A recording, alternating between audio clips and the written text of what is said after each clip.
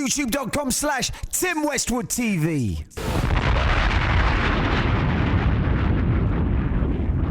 Now, the GQ freestyle. Liked it.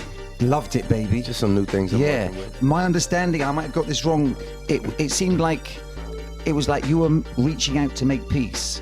It was really like saying to me, let's share that shorty.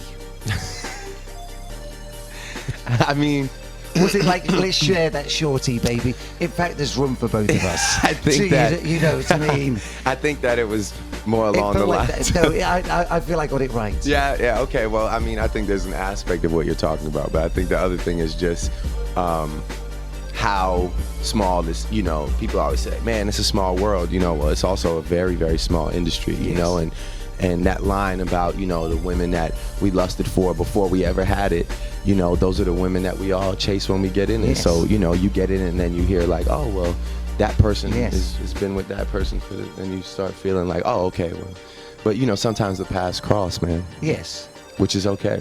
Which is okay. You know? Let's share that. Who's to blame? Not me. Exactly.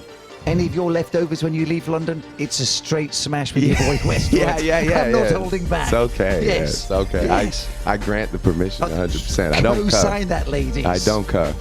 Exactly. Yeah. Timmy four-stroke kid. Now, Timmy four-stroke. right.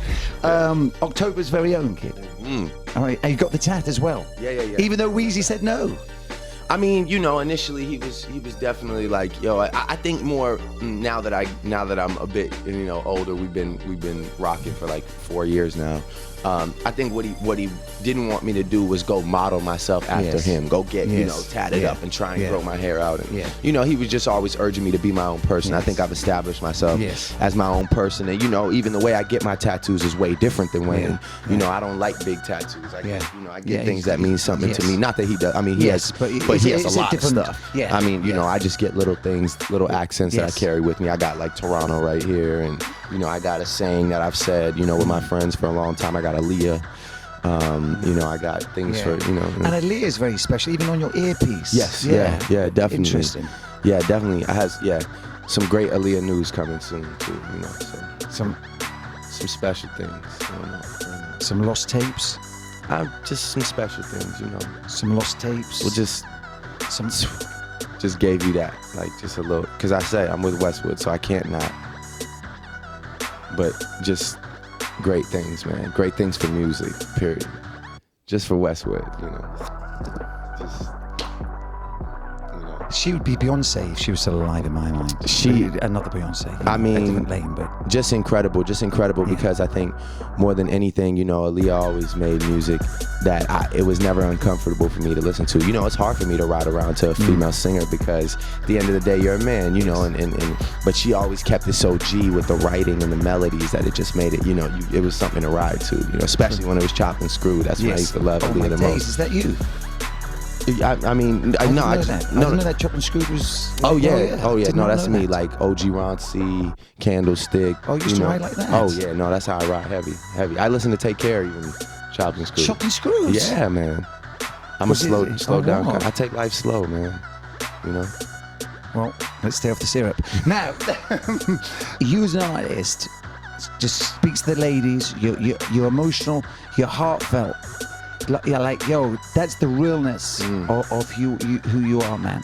I think some people, like some rappers, think that it is a softness, but I think that's the realness. I think that is hip hop 2012, fam. Thank you, man. I think that is hip hop 2012, man. I think this is what we want and need. Yeah, no, I think it's just one of those things where I always love the feedback I get or the reaction I get from seeing people on road when it's like, when it's really resonating. Yes, you know, really. When it's really like, when it's just really connecting with them. Touch their soul, baby. That's special. And when people say soul. Things like, yo, like this girl came up to me last night, like, yo, you know, one of the most stressful times of my life was going through law school, and you know, I just listened to you, and there were moments in there that I related to. I mean, genuinely thoughts that I had about whether it be about men she was dealing with or whether it be about, you know, like life and love and family. And it's crazy for me to think like you're going through law school, I'm, you know, going through being famous and being a rapper, but somehow we meet on the same page, you know, and that's incredible, man. But that is the things you say. I mean, I try. It's like, it's deep and connecting, man. Yeah. It's like for these women, it's like it makes sense. I appreciate that. You help their lives make sense. I appreciate that. Yeah. Powerful music, man. Appreciate it. I mean, where do you get your game from?